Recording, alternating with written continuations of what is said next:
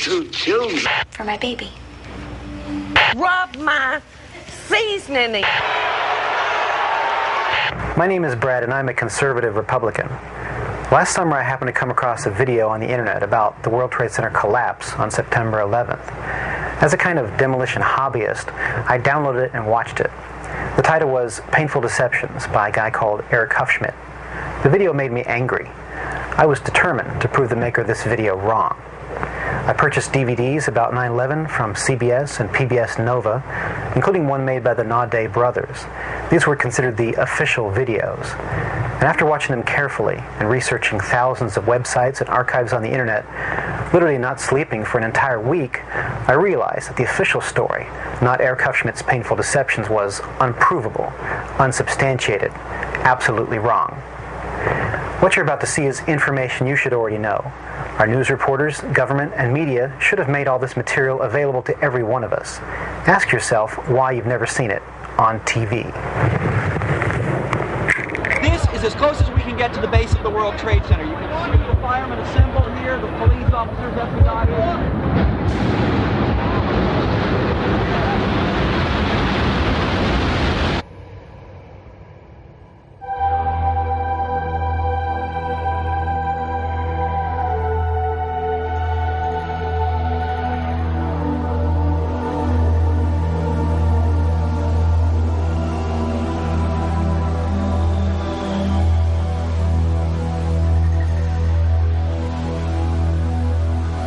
On September 11th, we learned that 4 passenger planes were hijacked and taken radically off course.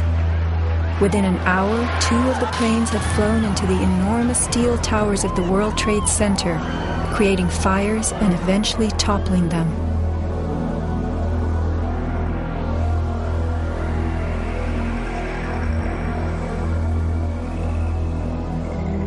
Dazed by the news, the American public soon believed the fires in the towers had burned so hot they caused the steel frames of the buildings to give way.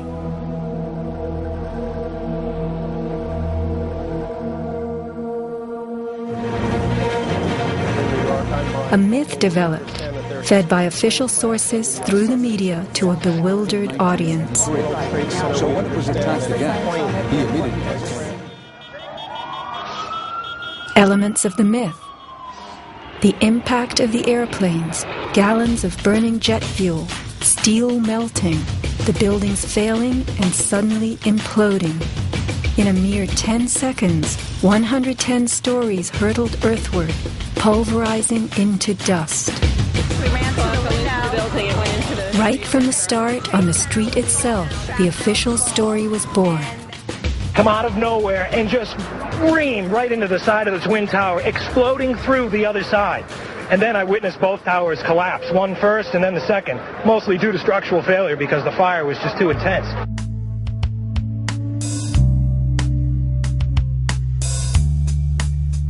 The myth bled into the FEMA report and was echoed by the experts.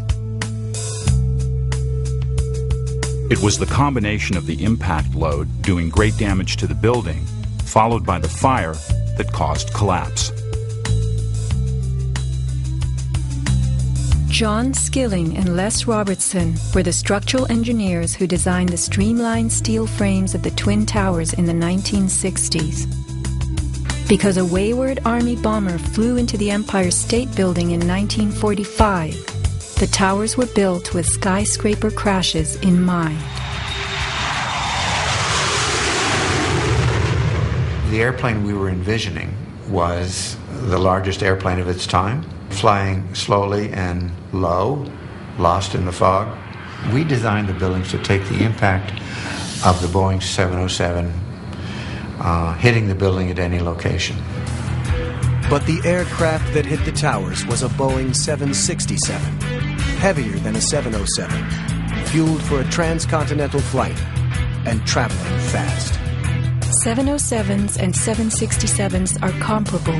The maximum takeoff weight of a fully loaded 707 is almost 334,000 pounds.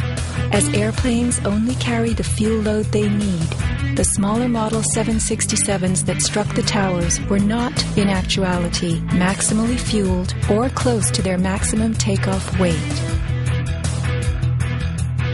As for the heat of the fires, listen to the radio communications of these New York City firemen.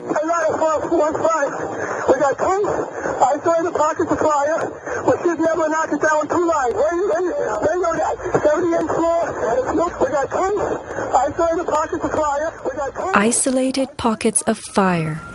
2 water lines to knock them down.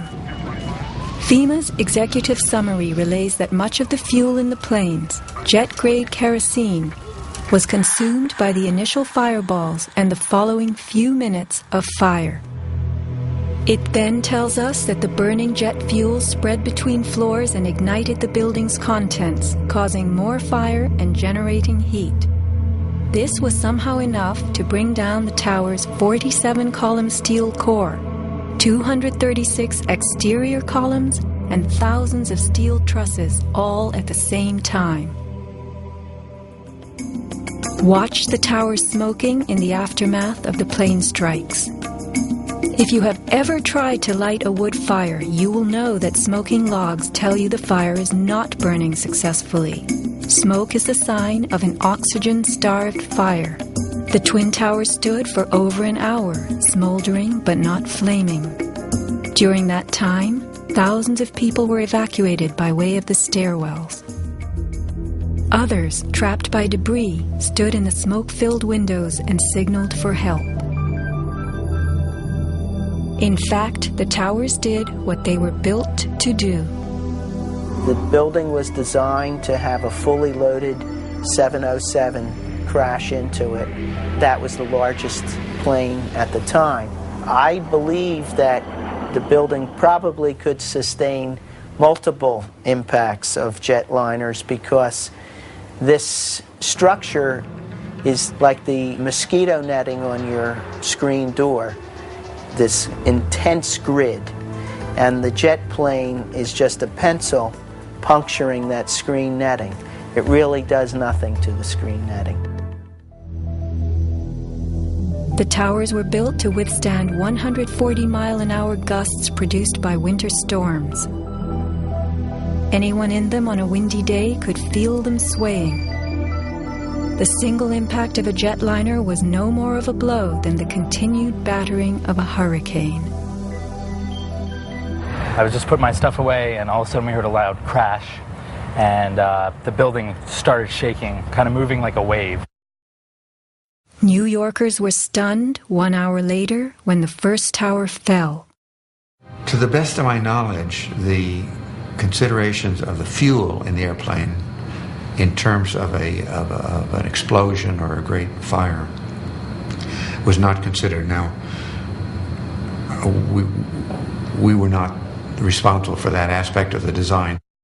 Imagine building expressly for airplane impact, but never thinking of the fuel.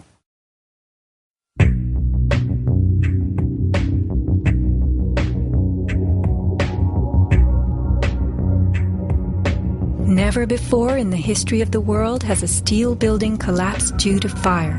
I have not seen, until recently, a protected steel structure that has collapsed in a fire. True infernos have raged hot and long in steel-framed buildings, but not one of the buildings ever came down. In 1975, the World Trade Center's North Tower suffered a nighttime fire that flamed for 3 hours, spreading vertically from floor to floor. It burned twice as long as the fires of 9/11 without even a hint of a building collapse. In February 2005, the Windsor Tower in Madrid, a skyscraper undergoing reconstruction, sustained a 20-hour fire. This is what was left, a standing building strong enough to support a crane. Compare a 20-hour inferno to 90 minutes of smoke.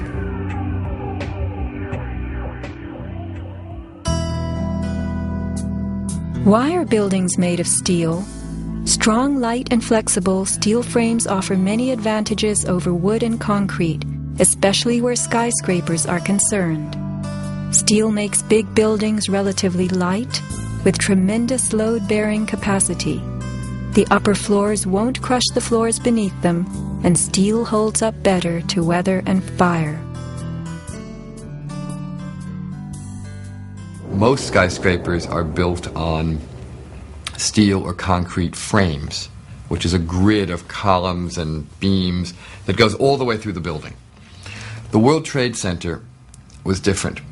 It was what engineers call a tube structure. It was a very, very strong mesh of steel that surrounded the exterior. Inside there was the core, a rectangle of 47 columns made of 4-inch thick steel at the base, thinning with increasing height. The cores combined might with ingenuity, anchoring the towers and allowing them to flex. Look at the size of this steel. Solid, prefabricated floor assemblies, welded metal floor pans placed on top of trusses both welded and bolted to the vertical frames.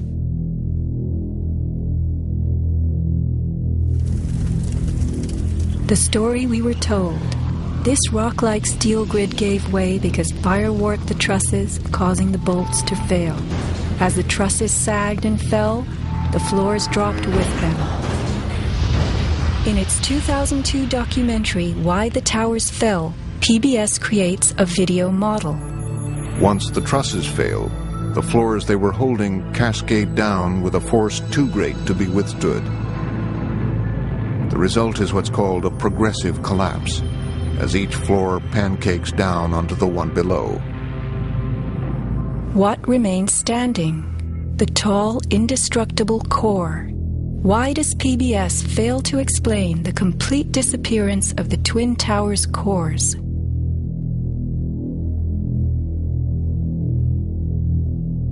The official story's central thesis is based on heat, temperatures high enough to weaken steel. But people in the towers did not report such heat. Think about it. Neither steel, concrete, nor glass can burn. So what in those buildings could have burned to make such heat? How do these firefighters describe the collapse of the North Tower? We started running, floor by floor, instead of popping out. It was if they had detonated. If they were planned to take down a building. Boom, boom, boom, boom, boom, boom, boom. All the way down. I was watching it and running. And others give similar descriptions. At 10:30, I tried to leave the building, but as soon as I got outside, I heard a second explosion and another rumble and more smoke and more dust. And then a fire marshal came in and said we had to leave because if there was a third explosion, this building might not last. Like, it sounded like gunfire, you know, bang, bang, bang, bang, bang, and then all of a sudden, 3 big explosions. We started walking down the stairs. We made it to the 8th floor. Big explosion. Blew us back into the 8th floor. Do you know if it was an explosion or if it was a building collapse? To me, it sounded like an explosion, but it was a huge explosion.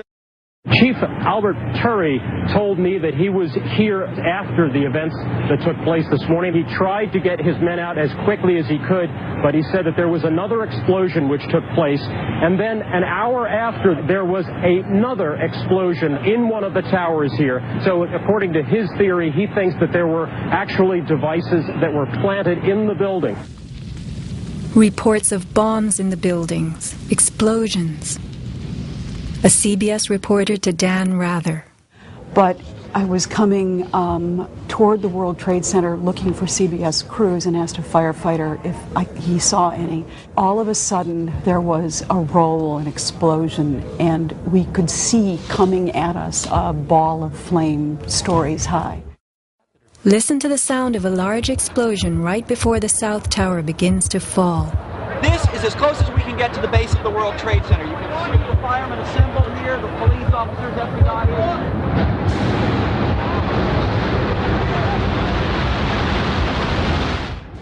Sound reaches us after what we see. If the boom we just heard was the sound of the building collapsing, it would follow the collapse. Instead, the boom is heard before. Whoa, whoa, whoa. Bring it back.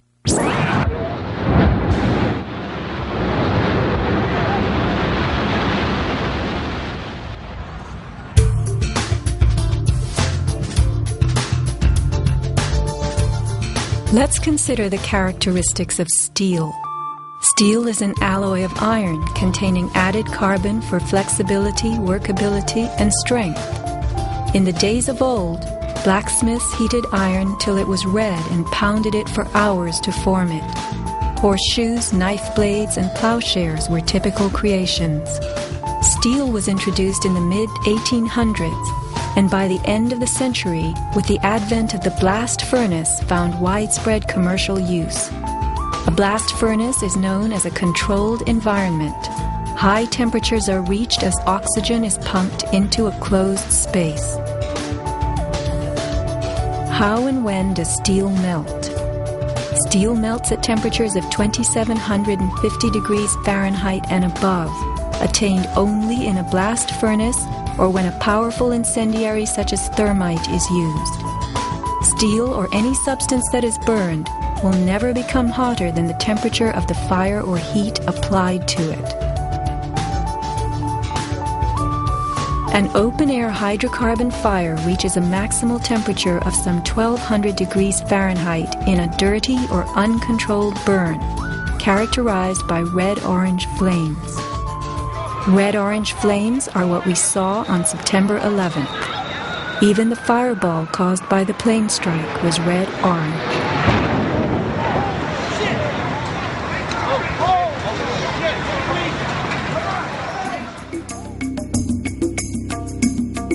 A controlled burn falls between a dirty burn like a fireplace and a controlled environment, the blast furnace. A controlled burn employs a regulated mix of air and fuel, an example being your gas stove or the engine in your car. You can fire up your gas stove all day long, making soup, roasting a duck, or simmering a stew. Made of steel, your stove will not melt, and nor will your pots and pans. This is a kerosene heater designed for use in any ordinary house. The heater runs on jet-grade kerosene contained in this tank.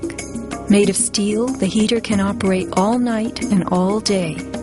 The kerosene fumes ignite and burn inside it, never causing even the smallest part of this heater to weaken or melt. Yet we were led to believe that these tremendous buildings, framed in steel and surfaced in aluminum, totally collapsed from small scattered fires and 90 minutes of smoke. Take note of these hurtling beams, thrown laterally outward as the tower comes to earth. Would fire have the strength to eject such huge hunks of metal? MIT engineering professor Thomas Eager's 2001 paper is officially considered the academic standard for explaining the World Trade Center collapses. In it, he tells us that steel loses half its strength at 650 degrees Celsius, and that the fires that day did not get much hotter than this. He stresses, however, that the fires did not burn evenly. It was the uneven temperatures that caused the steel to deform and some of the floors to fail. These falling floors brought down the whole building. While it was impossible for the fuel-rich diffuse flame fire to burn at a temperature high enough to melt the steel, its quick ignition and intense heat caused the steel to lose at least half its strength and to deform, causing buckling or crippling. This weakening and deformation caused a few floors to fall, while the weight of the stories above them crushed the floors below, initiating a domino collapse. In plain language, straight from MIT.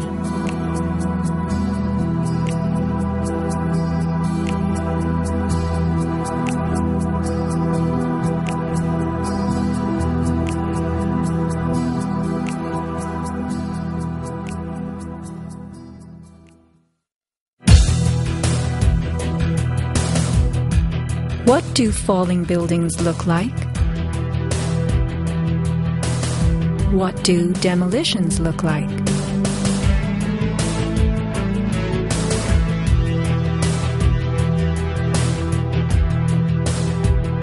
We are seeing typical implosions, characterized by gutting a building's base and then pulling it into itself. Computer-controlled sequencing fires the explosives in a rapid wave. Notice the jets of shooting concrete, the flashes, the pops, the caving of the buildings as they fall into their footprint, the tremendous, billowing clouds of dust.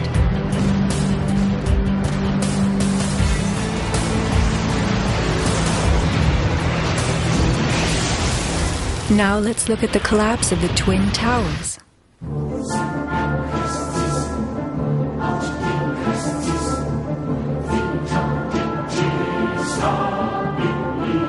We are seeing explosions rather than implosions, a first in demolition history. A sequenced rumble becomes a roar as debris is thrown outward. The damage is not contained. Even the windows are blown from neighborhood buildings. What kind of energy enabled this? Would fire hurl metal and concrete sideways into the air? Here, a 600,000-pound chunk of steel, twice the weight of a Boeing airliner, was flung 400 feet, wedging itself deep into 3 World Financial Center on Vesey Street. A FEMA photographer taking pictures of Ground Zero wondered why so many steel beams were jutting from neighborhood buildings. What shot pieces of the towers all the way across the street?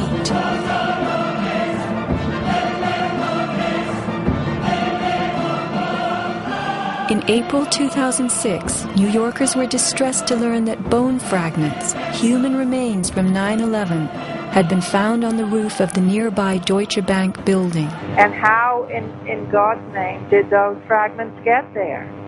It surprised me that there was still bone fragments or human remains that had not been discovered. How is it possible that after 5 years they're finally looking on the rooftops of the Deutsche building? I mean, that's crazy. And bone fragments less than a centimeter long. How could they be so small? So much to be explained. Why did the South Tower fall first when it was the second tower to be hit? Watch the top of Tower 2 leaning outward, about to topple. Then suddenly, it disintegrates in midair. What causes this giant slab of steel and concrete to turn into dust before our eyes?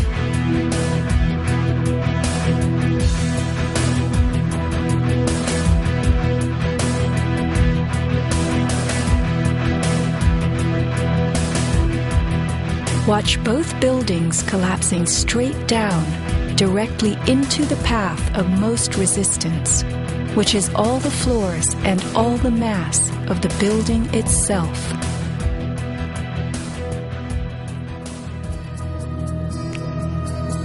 The World Trade Center towers came down in approximately 10 seconds. Seismic data from Columbia University puts the North Tower collapse at about 8 seconds and the South Tower at approximately 10. Lynn Simpson, a survivor from the 89th floor of the North Tower, describes the site. And I saw the Trade Center literally collapse in upon itself floor by floor by floor, and it took seconds for it to happen. It was a massive building, and it just pancaked. 10 seconds. These are 110-story buildings coming to Earth at free fall speed, the rate at which an object drops through air. The lower floors would need to give way completely as the floors above them fell. Can a person walk through a closed door as quickly and smoothly as one that is open? A 10-second collapse means the upper floors encountered no resistance from the undamaged floors beneath them. Watch the demolition wave rushing straight down.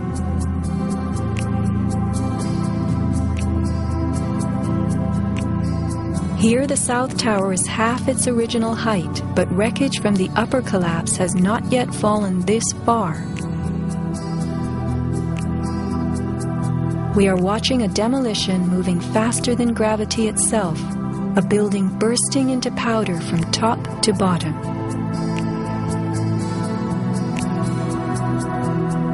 Here, the core of the North Tower finally gives up. 700 remaining feet of giant steel columns, among the strongest ever erected.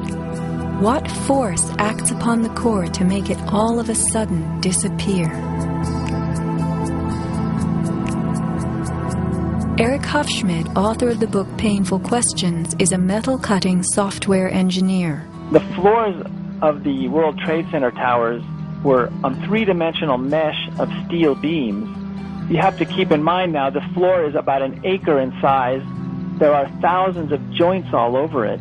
In order for the floor to fall down, thousands of joints would have to break simultaneously. And then if you look at the speed at which this came down, less than 10 seconds, you blink your eye and thousands of joints just pop somehow. The only way you can explain that is with explosives. They had to have had explosives placed all over the floors at the primary joints.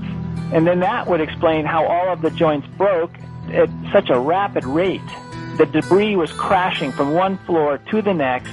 Debris cannot crash through steel and concrete floors as fast as it falls through the air. And there was no slowing. Explosives had to be breaking the joints ahead of the falling rubble, which is why the top half starts off collapsing slowly and then it starts picking up speed. This is a pancake collapse. Why don't we see piles of floors at ground zero?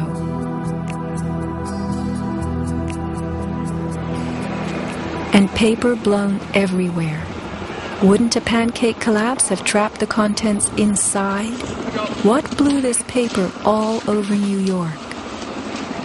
If you were to drop a billiard ball from the top of the Twin Towers, it would hit the ground in just over 9 seconds, the average time it took for the towers to fall. Helped by gravity and falling through air, the ball will gain speed. The calculation for a pure pancake collapse of 110 stories, with each floor pulverizing to get out of the way, is 96 seconds.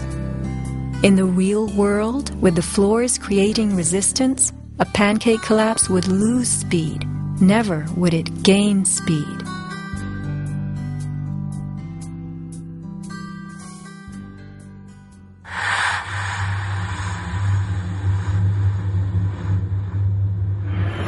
The airplane struck the towers high above the ground. But down in the lobby of the North Tower, marble facing flew off the walls. The windows shattered, all the glass blown out. Right away, a guy from the Port Authority told him the damage was somewhere above the 78th floor. But all you had to do was look around. It was obvious. Something had happened right there in the lobby. You just saw that all the windows were blown out. The lobby looked like the plane hit the lobby. Like the plane hit the lobby. What caused so much wreckage in the lobby?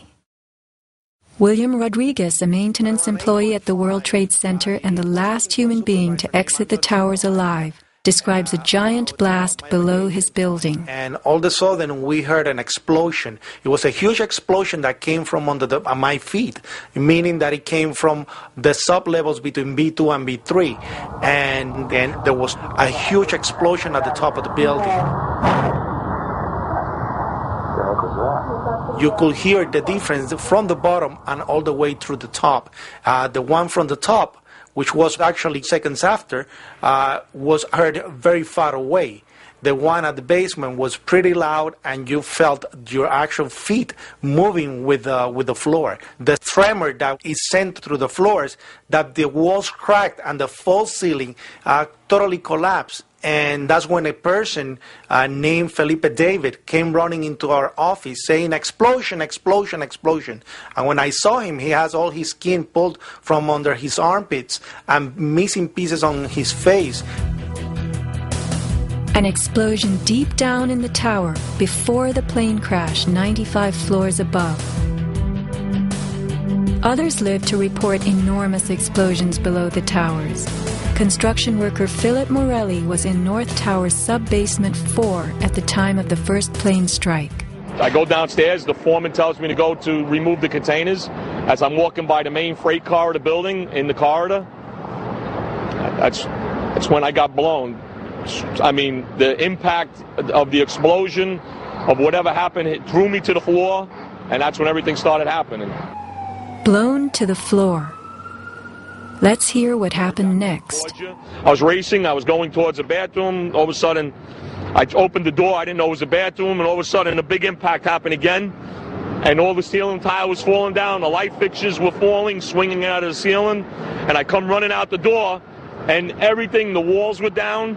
And now I started running towards the parking lots. There was a lot of smoke down there, there was a lot of people screaming. People came with us running up the ramps. Philip then ran underground to the South Tower. You know, you got to go clear across the whole from 1 to 2 World Trade Center. You know what I mean? That's the way you got to run. And then all of a sudden it happened all over again. Something else hit us to the floor. Right in the basement, you felt it. Walls were caving in, everything that was going on. I mean, I know of people that got killed in the basement. I know of people that got broken legs in the basement. People that got reconstructive surgery because the walls hit them in the face. Engineer Mike Pecoraro in the 6th sub-basement found the parking garage and machine shop reduced to rubble.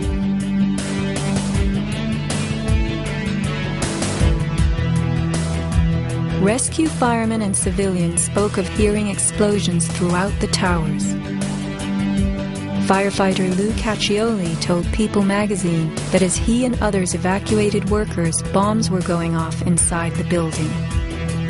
Explosions stalled elevators and filled entire floors with smoke and debris. An eyewitness who said there was an explosion on floor 7-8. Dispatch, we've just had another explosion. Warren Street because of the secondary explosion. We've got numerous people covered with dust from the secondary explosion. And we got another explosion on the tower, 1013. Tower 2 has had a major explosion and what appears to be a complete collapse surrounding the entire area. Who's involved in the secondary explosion?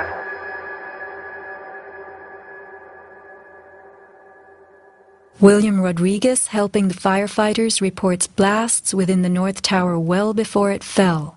As I went up, I remember listening to small explosions on the upper floors, and these small explosions were not coming from the area of the impact. It was coming from lower floors.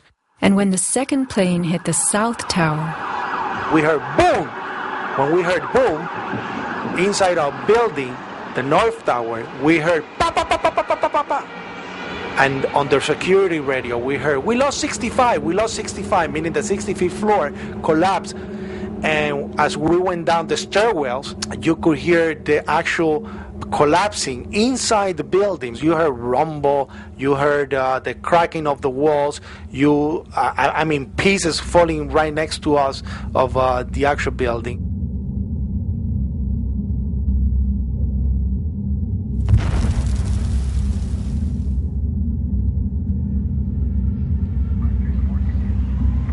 What happened at the base of the towers just before they came down? Smoke appeared at street level.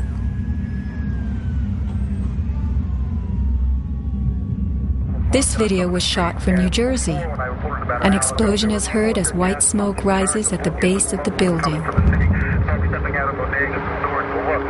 people are gathering in large groups. In fact, at one point, smoke was coming from the city. Folks stepping out of bodegas and stores.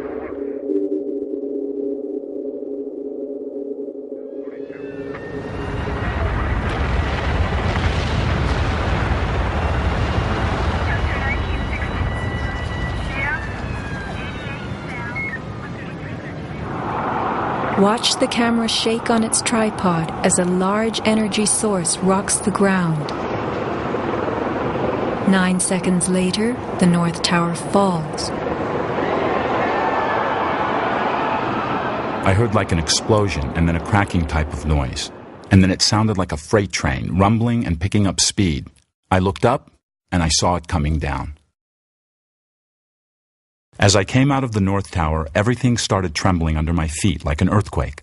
The only thing I saw was a fire truck. I ran towards the fire truck and slid right under, when the building started to collapse right on top of the fire truck.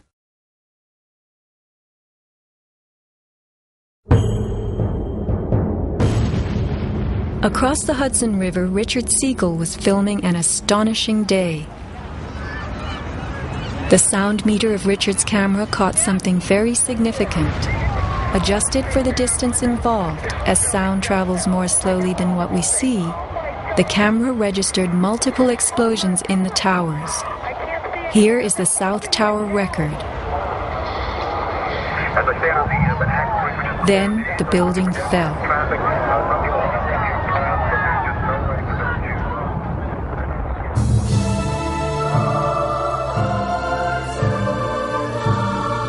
Let's look carefully at the collapse itself. Notice the puffs of concrete issuing from the sides of the building well ahead of the collapse wave. Called squibs in demolition language, these are actual explosives, charges firing visibly through the exterior as gravity pulls the building down.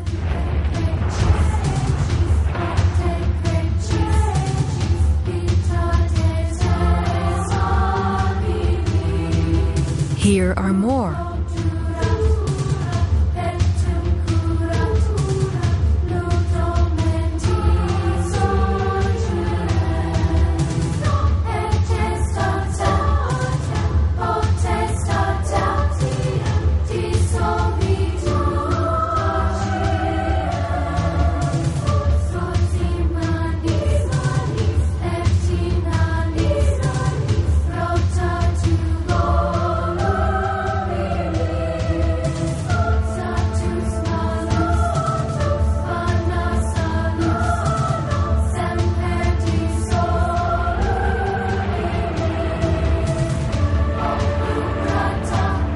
Shattering from the top, engulfed by banana peel plumes, these were no ordinary implosions.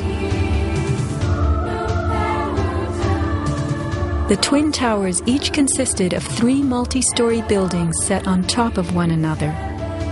To sustain the weight of so many floors, the sky lobbies had to be extra heavily reinforced. Watch a big squib coming from the sky lobby band.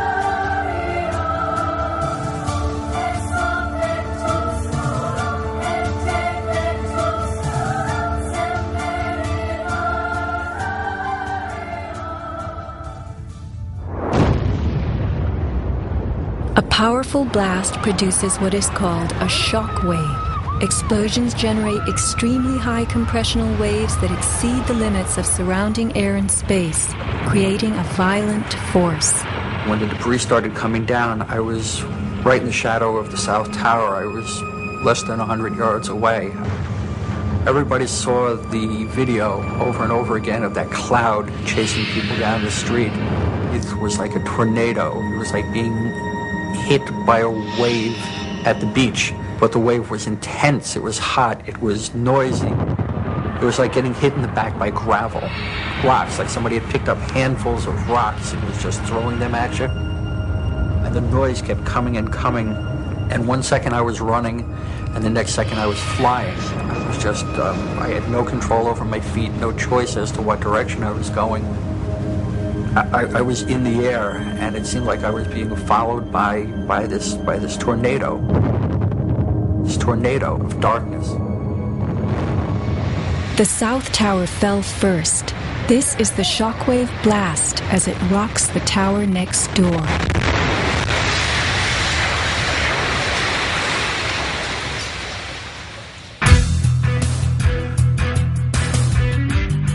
As the buildings fell, they darkened Manhattan, filling the air with billowing clouds of dust and ash.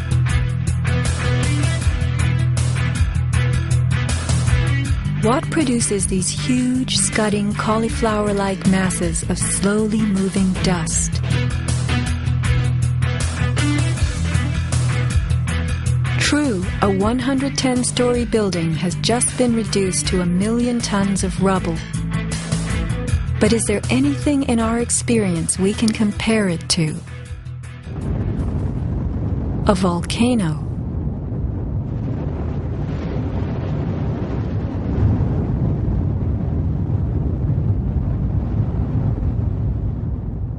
The U.S. Geological Survey website provides us with a definition of a pyroclastic flow as a ground-hugging avalanche of hot gas and debris. The rising gas chimney is clearly visible in this photo of the North Tower implosion with pyroclastic flows between buildings. The cauliflower shape of the debris clouds is a telltale sign of pyroclastic flows generated by massive explosions typical of volcanic eruptions and controlled demolitions. A pyroclastic surge can even flow over water as hot gases carry dust created by explosive energy. Here, the South Tower implosion creates a pyroclastic surge moving out over the Hudson River. A volcanic eruption produces exactly the same thick, scudding ash, heavy with debris, hugging the ground as it flows out from a tremendous internal explosion.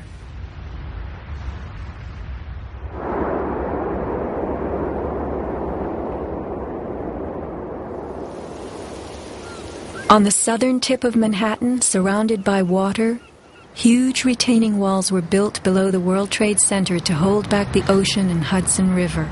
The bathtub, as it was called, held 7 levels of parking garages, maintenance rooms, and the New Jersey Path train station. After September 11th, the 3-foot-thick slurry walls were found to have shifted up to 18 inches inward. These walls are coming in. These walls hold back the river. So if these walls cave in, this place is going to get flooded out by the river. Let's think about this. A pancake collapse should have left the foundations in place. They had always borne the weight of 110 floors. But something happened in the sub-basements to disrupt them. All the collapse had gone down to track level. So we had 60, 70 feet of wall, totally unsupported.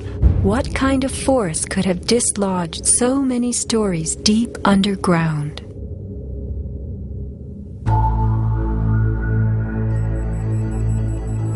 The pile itself seemed to have a life of its own.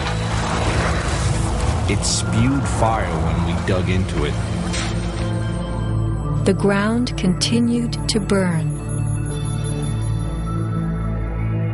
Les Robertson publicly reported that 3 weeks after the collapse, live fires burned and molten metal still flowed underground. You see how this debris is still smoking? That's when the fire's going to still burning. 8 weeks later, we still got fires burning. Steel-toed boots is one of the biggest things. Out, still on the rubble, it's still, I believe, 1,100 degrees. The guy's boots just melt within a few hours. In November 2005, physics professor Stephen Jones of Brigham Young University published a 25-page treatise on the collapse of the Twin Towers and Building 7, applying the laws of physics to the official story. From an interview on MSNBC. As we read in the FEMA report, it says here, and I put this in my paper, of course, the best hypothesis, which is the only one they looked at, the fire, has only a low probability of occurrence.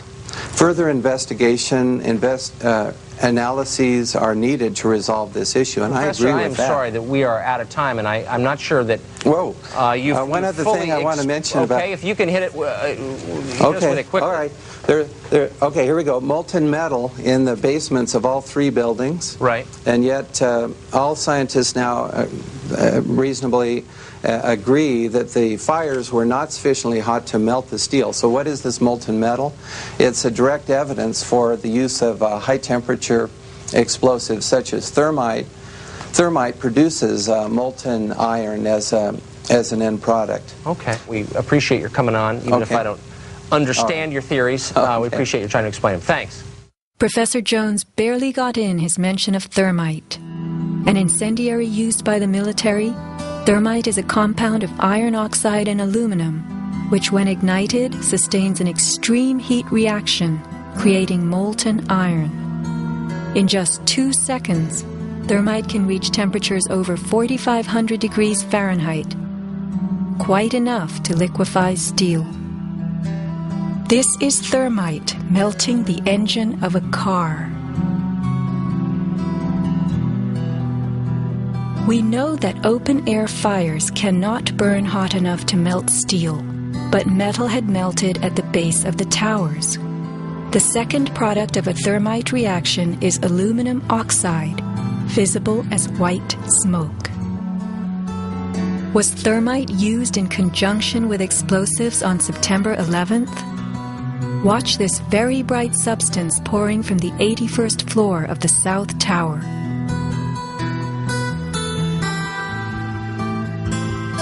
And white smoke appeared at the base of the building. Would this be aluminum oxide, the byproduct of a thermite reaction? Appendix C of the FEMA report describes sulfur residues on the World Trade Center steel. The New York Times called this the deepest mystery of all.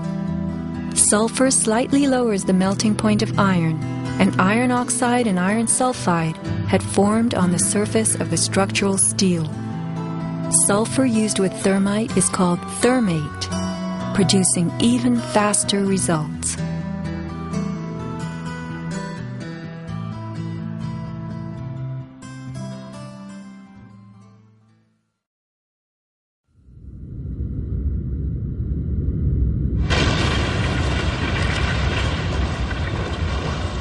Let's look at what happens in the demolition industry. Taking down large structures requires preparation. Powerful explosives and heavy equipment are used in advance to weaken the foundation and bottom sections of a building before additional explosives and gravity bring the rest of it down. The words of a senior blaster. We blow the basement, all the columns in the basement. Then we crack it up at the top to get it started. We go every other floor, all the way down. Every explosive has a timer on it. That's why it's controlled. When the columns go, each floor goes down and impacts the one below and keeps going. Here's what demolition experts use in steel-framed buildings: the linear shaped charge. It's a chevron-shaped or V-shaped charge that you can focus at a specific target, and it's lethal. It generates around 3 million pounds per square inch pressure at a speed, depending on the explosive inside the shaped charge, in excess of 27,000 feet per second. Besides the unfathomably powerful shaped charge, blasters have a lot of tricks. There are over 1,000 different types of explosive. Different because they detonate at varying speeds. This is detonating cord, and this burns at about 21,000 feet per second. Comes in all colors, pastels too. With the use of delays, we can control pretty much where the debris lands. We can control vibration. We can control noise levels. Timing and delays are the key to just about everything in our business.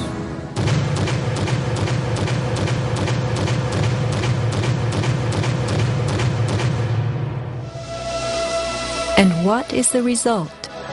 The thing that pleases me is the fragmentation and the control. I wanted to take a building and break it up into millions of pieces and put it in this basement as artfully as we do it, and it works just like clockwork. So we've got it all down to a science.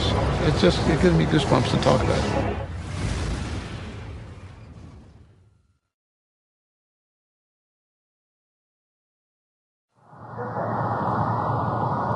Were the underground explosions intended to blow out the Twin Towers' basements, followed by blasts heard inside the buildings of shaped charges slicing the core? Because of the secondary explosion, we've got numerous people covered with dust from the secondary explosion. Demolition pre-weakening usually takes place well in advance of the final blast, but at the World Trade Center, critical prep work might have had to occur in a very compressed time frame in the panicked aftermath of the plane strikes.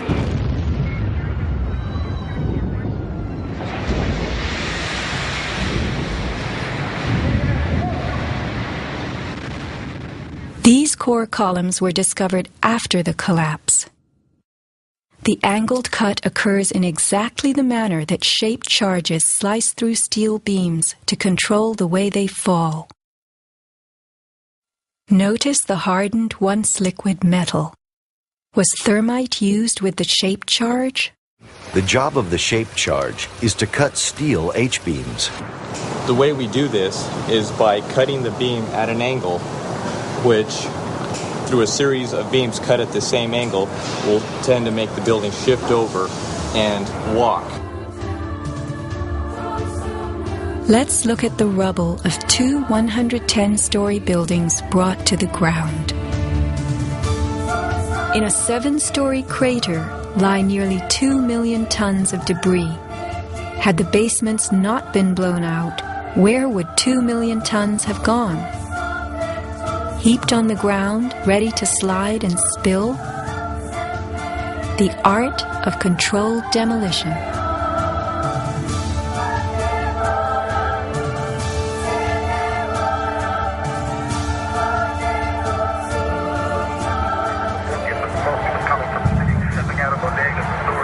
Remember the pre-collapse and mid-collapse explosions caught by Richard Siegel's camera on the Jersey Shore? Were these the blasts that took out the core and upper basements? Just before the final crumble, a mind-boggling sequence of computer-controlled delays that blew the exoskeleton, pulverized the concrete, to bring the whole structure rolling to the ground.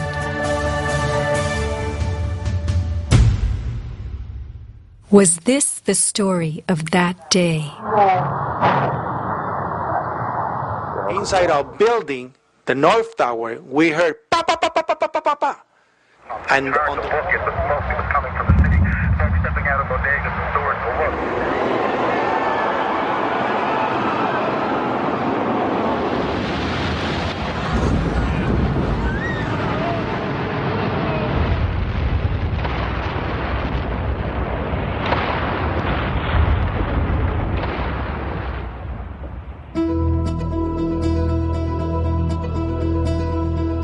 Some people appear to have known the imminent future on that fateful day. FEMA had arrived in New York on Monday night, ready for a bioterror drill. Spokesman Tom Kenny to Dan Rather. To be honest with you, we arrived on late Monday night and went into action on Tuesday morning. And not until today did we get a full opportunity to work the entire site other than the spot at Church and Day to which we were deployed. And Rudy Giuliani, mayor of New York, tells ABC's Peter Jennings that he was aware the towers would be coming down. What is going on now is a massive rescue effort. Do you believe it's hundreds or thousands? I really don't want to say right now, Peter. I think it's going to be a horrible number. I saw people jumping out of the World Trade Center. I saw some of the firefighters who I know going into the building. And we were in a building in which we were trapped for about 10-15 minutes. And we set up headquarters at 75 Barclay Street, which was right there with the police commissioner, the fire commissioner, the head of emergency management. And we were operating out of there when we were told that the World Trade Center was going to collapse. The World Trade Center was going to collapse. It was going to collapse. It was going to collapse. Similarly, Larry Silverstein, new leaseholder of the World Trade Center, regretfully declared that a decision was made to pull Building 7 by the end of the day, the last structure added to the World Trade Center complex. Let's hear Mr. Silverstein's actual words, delivered for our benefit in the 2002 PBS documentary America Rebuilds. I remember getting a call from the fire department commander telling me that they were not sure they were going to be able to contain the fire. And I said, we've had such terrible loss of life. Maybe the smartest thing to do is pull it. And they made that decision to pull. And then we watched the building collapse.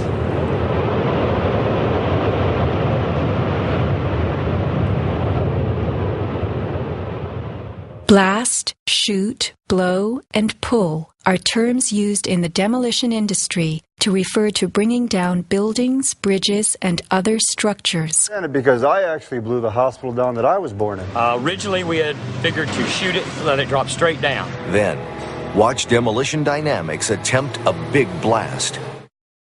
And from Ground Zero's own post-disaster wrecking crew.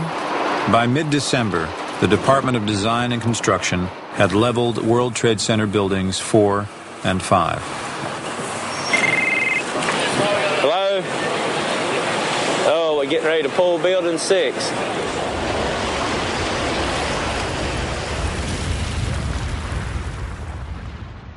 Silverstein, a commercial real estate tycoon with international political connections, acquired a 99-year lease on the World Trade Center complex in the spring of 2001. Throughout the summer, he reworked the insurance policies on his new property, making sure that it was covered for acts of terrorism. Explicit in the lease agreement was Silverstein's right to rebuild the complex if it were destroyed. After 9/11, Mr. Silverstein fought his insurers in court to obtain double his policy limits for the destruction of his property, maintaining that the double hijacking constituted 2 disasters caused by terrorists, not just one. He won and was awarded over $7 billion, a magnificent return on his original $15 million investment. My first reaction is to think about the families of those people, the tragedy, the magnitude of it. However, I firmly believe that we should rebuild.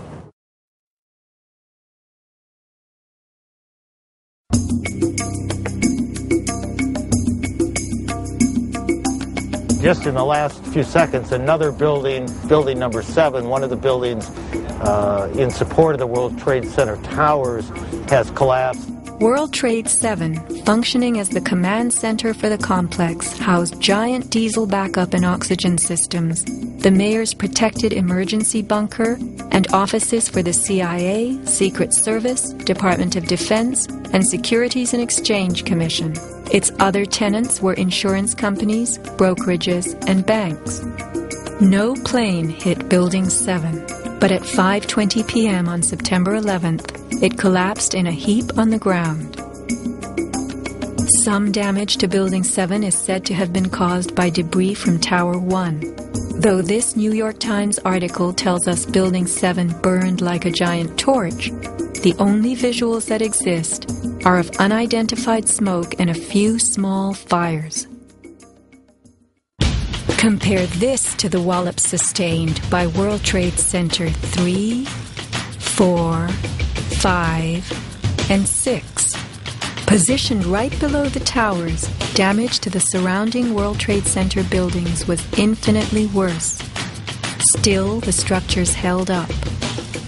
But somehow, rescue workers knew that Building 7 would fall. You hear that? Keep your eye on that building. It'll be coming down soon.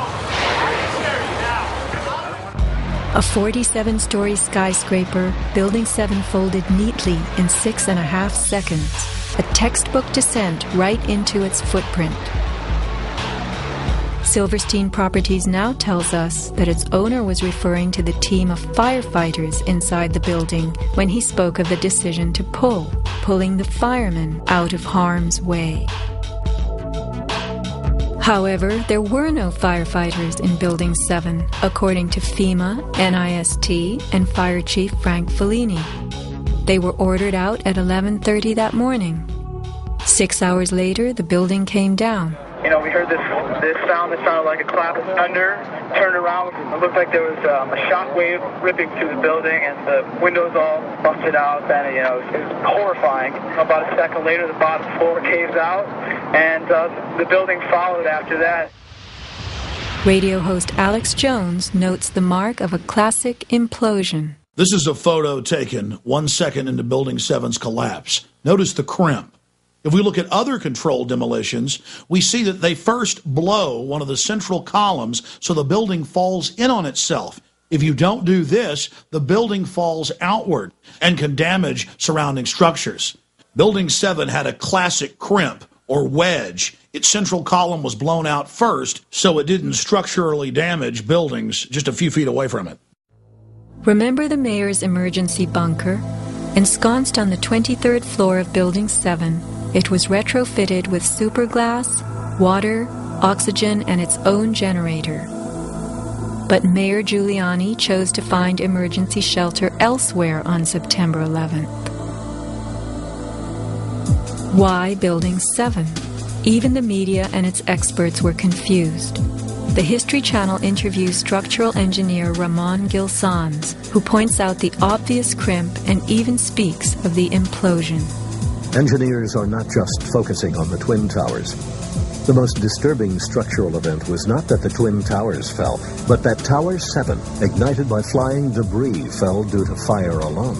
Building 7 was a steel frame building, and is the first steel frame building that has collapsed due to fire. The failure of the building was an implosion. It failed completely different than Towers 1 and 2, in which the floors failed first. Why Building 7? Let's ask the question again.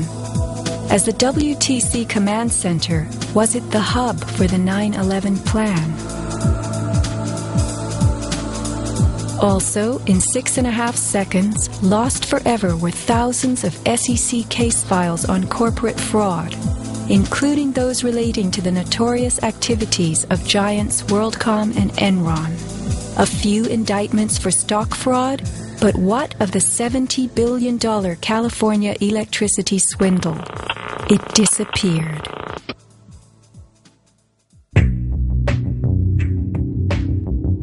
No one died in the collapse of Building 7. It was vacated well in advance of its implosion, but not the Twin Towers. Why weren't police, firemen, and civilians in these buildings told what to expect? Tragically, employees in the towers were advised to return to their offices. The announcement came on that everything was fine. Tower 1, they were evacuating, but Tower 2 was fine, and we could go back to our offices.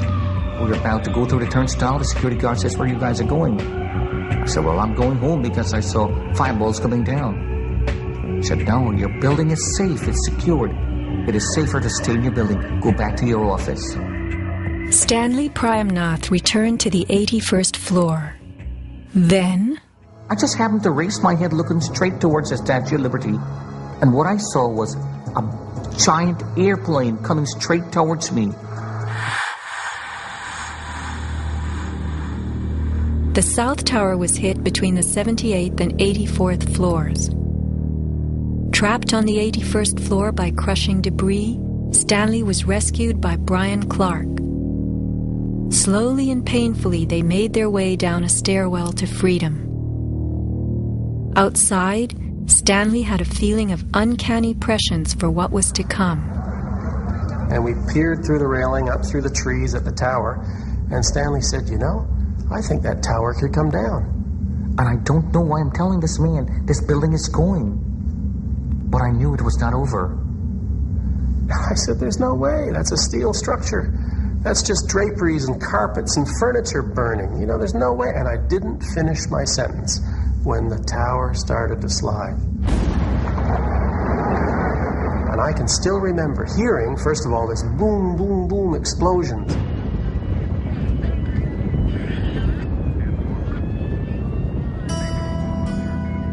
Not all were blessed with intuition or foresight. Joseph Milanowicz reached his son Greg by cell phone. Greg at that time, I could tell by his voice, was scared. He said to me, "Dad, can you get in touch with someone and tell them that there's about 20 of us on the northeast corner of the 93rd floor." Greg had been about to leave the South Tower after the North Tower was attacked, but was told it was safer to return to his desk. A couple of times he said, "Why did I listen? Why did I listen?" Who was a director in the company that provided electronic security for the World Trade Center and Washington's Dulles Airport, both involved in September 11th? None other than the president's younger brother.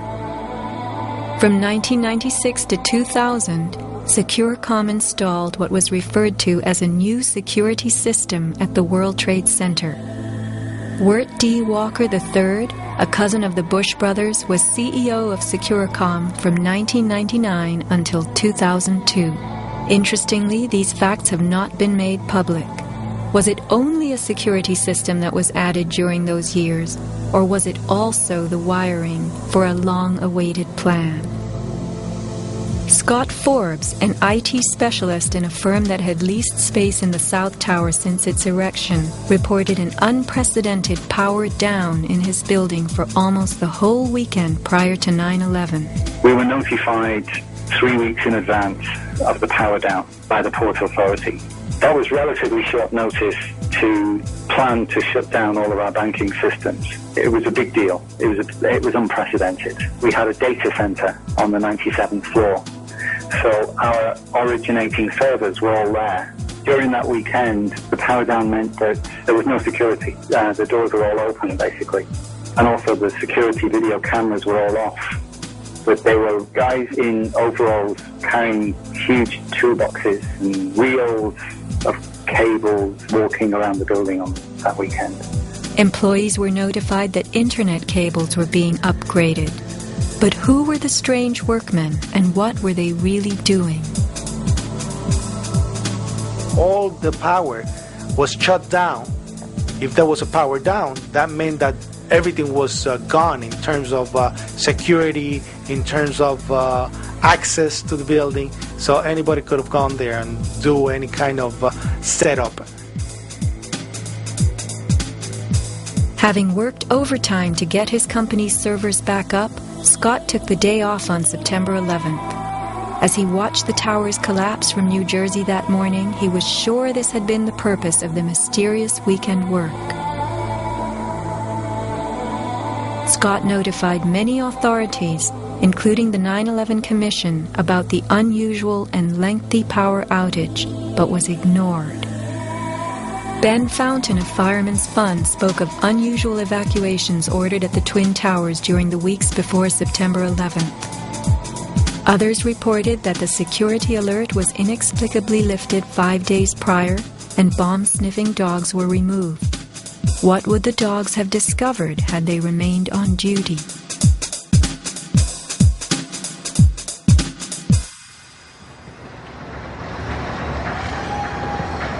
Not long after the disaster, Lower Manhattan saw banners like this one. Although they were idolized as cathedral-like symbols of power and triumph that pierced the New York skyline, the Twin Towers were big money losers for the Port Authority of New York. They cost millions a year to equip with the basics: electricity, water, heat, air conditioning, sewage, and even oxygen, being airtight. As modern communications connected traders from all corners of the globe, tenancy in the Twin Towers continued to drop. The towers presented another problem. Decades ago, their steel beams had been sprayed with fireproof asbestos, a cancer-causing material banned from use in building in the mid-1980s. Although the World Trade Center complex was given several waivers, it was expected to clean up its act. But to remove the asbestos from every supporting beam in the Twin Towers would have been almost undoable.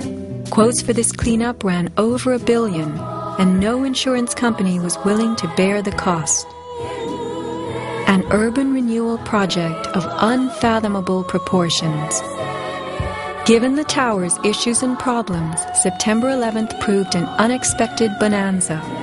The Trade Center was built in the 1960s to revive a rundown area of New York, and 40 years later, urban renewal could again take place. 2 white elephants were removed, and a brand new complex is in the works. The full height of the new Freedom Tower will soar to 1,776 feet.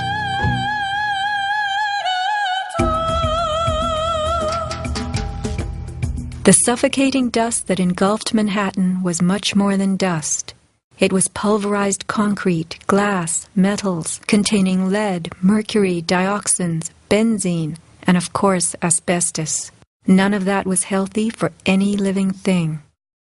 Today, thousands of rescue workers have developed lung cancer and serious permanent health conditions. And the rescue dogs continue to die. What you had was a ground-level municipal incinerator that smoldered for months, burning up the most heavily computerized building in the world.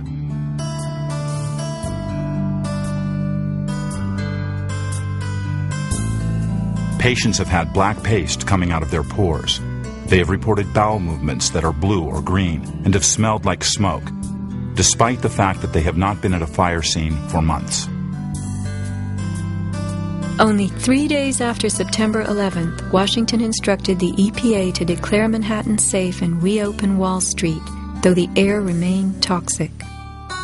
A federal judge is blasting the former head of the Environmental Protection Agency for telling New Yorkers it was safe to return to their homes and offices near Ground Zero soon after the 9/11 attacks. The judge called Christine Todd Whitman's actions, quote, conscience shocking, and refused to grant her immunity. It was documented that the White House ordered EPA to tell these lies, to downplay the seriousness of the environmental hazards.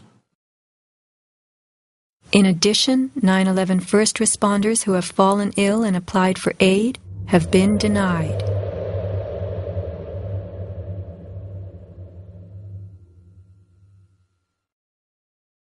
Asbestos plays a part in the myth of why the Twin Towers fell on September 11th. The steel had been sprayed with a lightweight fireproof foam, which, while cheaper, was much less adhesive. The New York Times has reported that the foam fell off easily, and the Port Authority had been fixing and replacing missing sections in the months before September 11th.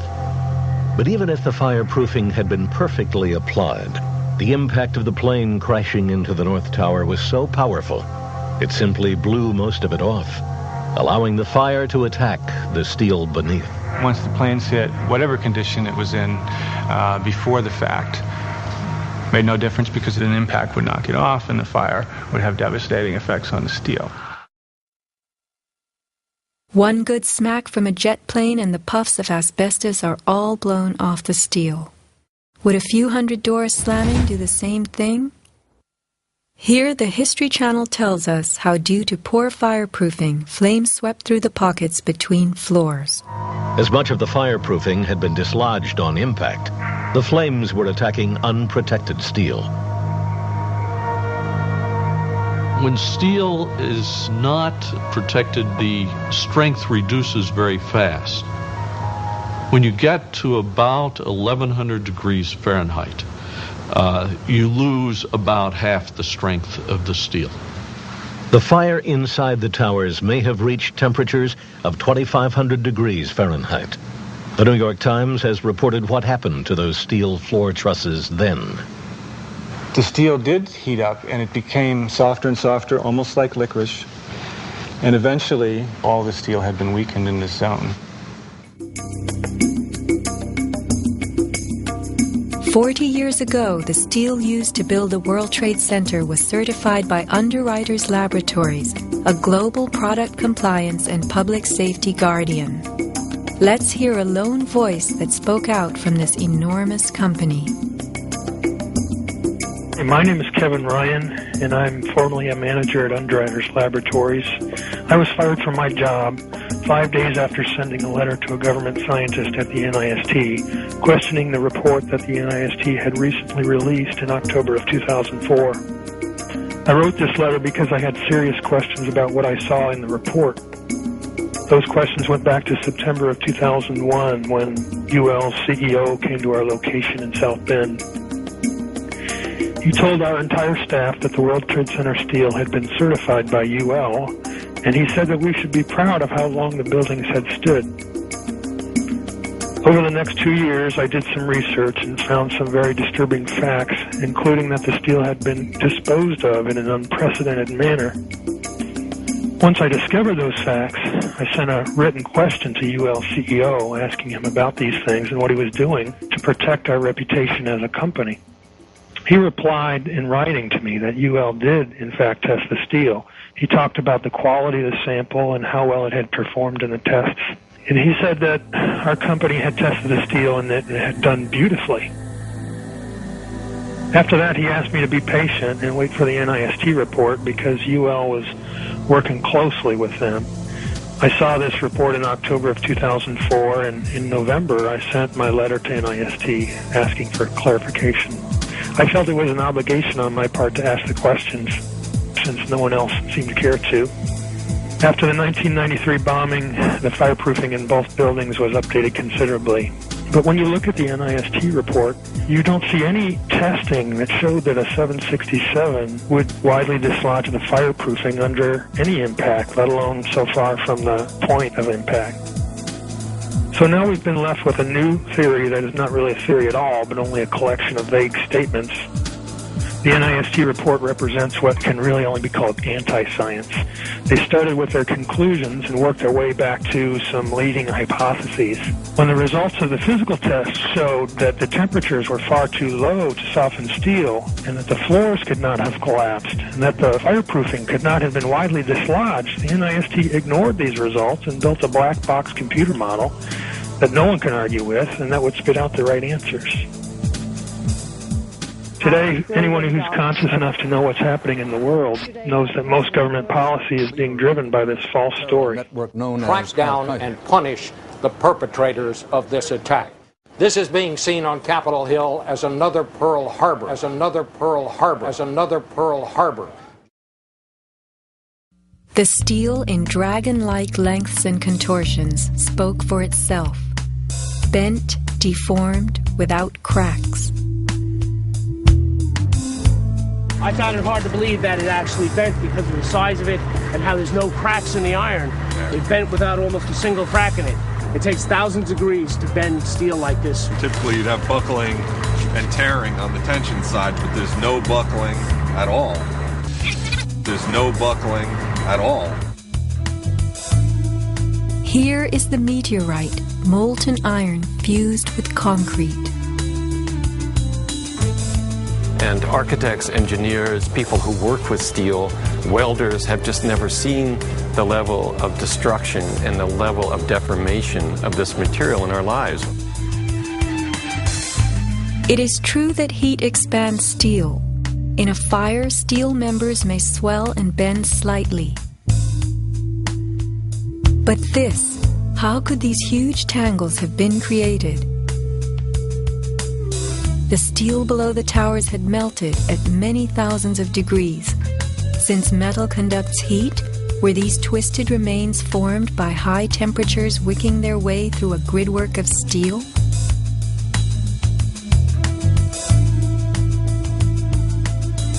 Explosives also deform steel. As they fire, gas pushes outward. The force of the gas can easily bend a large steel column.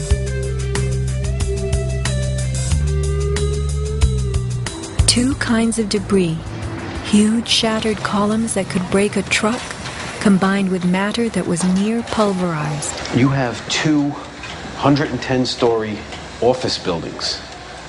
You don't find a desk. You don't find a chair. You don't find a telephone, a computer. The biggest piece of a telephone I found was half of the keypad, and it was about this big. In 1886, 4 gold miners lost their lives in an underground explosion. The bodies of these 4 men were brought to the surface in one barrel. The biggest piece recovered was part of a foot. September 11th left over 1,100 bodies unaccounted for. At Ground Zero, this was found inside a length of steel. And before they sealed this up with the sheetrock and all the building materials on the interior face, the workers would sometimes put beer cans, and the newspaper that we found, the New York Times paper, we found in a similar spot to this.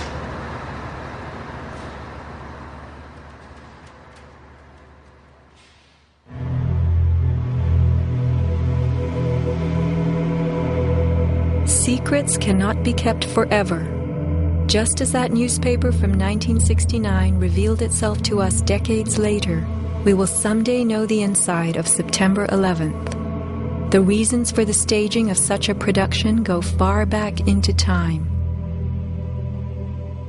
Insurance policies covered nearly everything in the World Trade Center that was destroyed. But what if certain commodities could be removed in the nick of time? Gold and silver held by commercial banks and the COMEX exchange is said to have been stored beneath Ground Zero. This single cache belonging to the Bank of Nova Scotia was unearthed and made public. Was there more, and was it removed, remains a question. As last survivor William Rodriguez climbed the stairwell to rescue people, he remembers a very strange thing. As I stood there on the 33rd floor, I heard very strange noises on the 34th floor. Now, the 34th floor was an empty floor, a floor that did not have any kind of walls, or it was a construction floor. It was totally hollowed out. There was nothing there, and I heard very heavy equipment being moved around, and it sounded like dumpsters with metal wheels being moved around, and I got scared because I knew it was an empty floor. Nobody was supposed to be there. As a matter of fact, not even the elevators stopped there. You have to have a special access key to open the door on the 34th floor. So to find that there were strange noises there, and I continue actually bypassing that floor because I didn't dare to open the door on the 34th floor. Something told William Rodriguez not to mess with the 34th floor. I got scared. Yet William Rodriguez was not a man who was scared that day. He remained in a burning building against firemen's orders, endangering his own life as he saved the lives of others. What could have been happening on the 34th floor? For weeks, Scott Forbes had heard similar noises on the 98th floor above him. It must have been at least 4 to 6 weeks before 9/11. It was like rebuilding work going on upstairs. The tenants, the people from Aon who had been were moved somewhere else. The offices were just vacant. And there was a lot of heavy machinery building work going on. It was almost like pneumatic drills and lots of hammering, so much so that the floors were shaking. That's how noticeable it was. It was almost as if something heavy was being moved and then it was being taken off wheels, and it was like boom. Our floor underneath literally shook. You could feel the weight above you. That was how large it was. On one occasion, I opened the door to see what was going on, being nosy. When I opened the door, the whole office space was empty. There was nothing there at all. It was quite bizarre because it was just empty.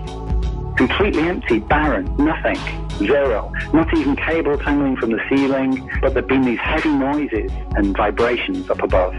It was really strange. And the noticeable dust in the building the week before. It was probably the week leading up to 9/11. Every morning I'd come in around 7 a.m. and the dust was incredible. It was filthy. It was like the cleaners weren't cleaning. Right where the windows were, there was a sill which enclosed radiators. I was sick to death of the dust which was appearing on the windowsills. It was dirty grey and very, very noticeable in that week leading up to 9/11. Where was that dust coming from? Grey dust Scott himself had to clean. Was it powdered cement? The steel columns of the Twin Towers formed an endo and exoskeleton. Had something been placed around the edge of the building, holes been drilled to contain it? Was the dust in those final days a telltale sign? As white elephants, the buildings were full of vacant offices. Tenants could be temporarily moved around for upgrades as Aon was, and a plan arranged to perfection. Was the strange construction that could be heard but not seen going on all over the towers? Larry Silverstein took possession 6 weeks before September 11th, when the strange construction began. Were the sounds that scared William Rodriguez the last of the rats as they left a sinking ship?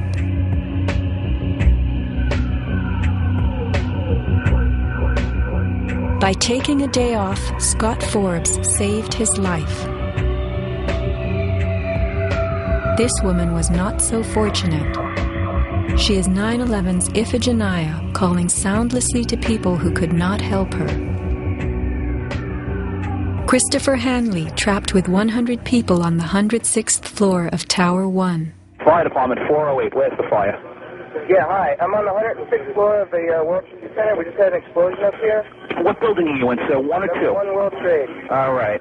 Yeah, there's smoke, and we had about 100 people up here. Sit tight. Do not leave, okay? There's a fire or an explosion or something in the building.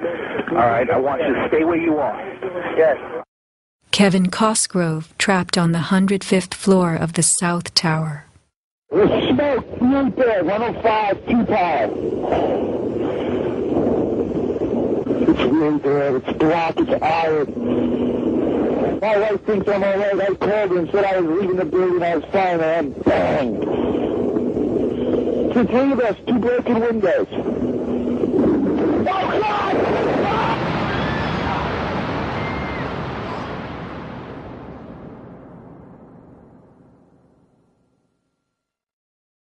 Let's not forget these people whose fate on this day was decided for them. As we know, secrets cannot be kept forever.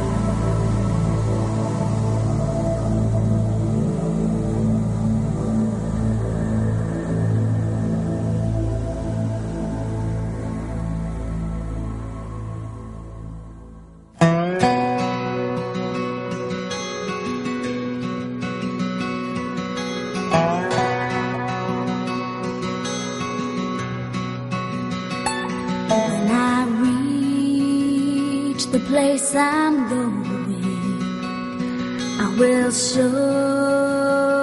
know my way, and I will turn and look inside me, bid farewell to one more day. Every light begins with darkness.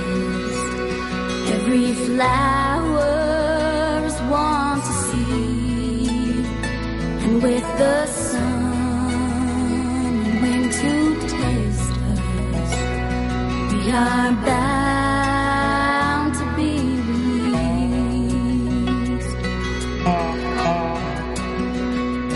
I will fly beyond this valley. I will open up the gate, and when I reach the place I'm going, I will surely know my way.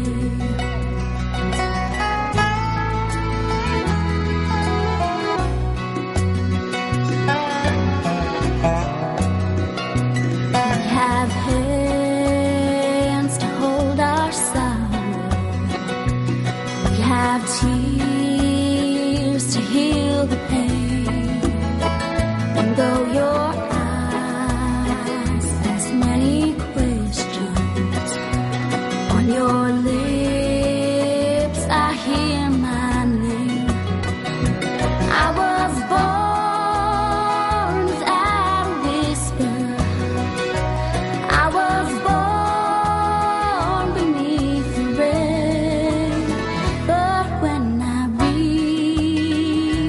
place I'm going. I will surely know my way.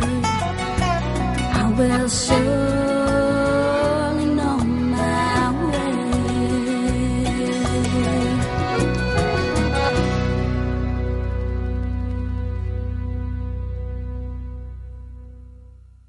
So are you tired of editing? Me? Yes. No.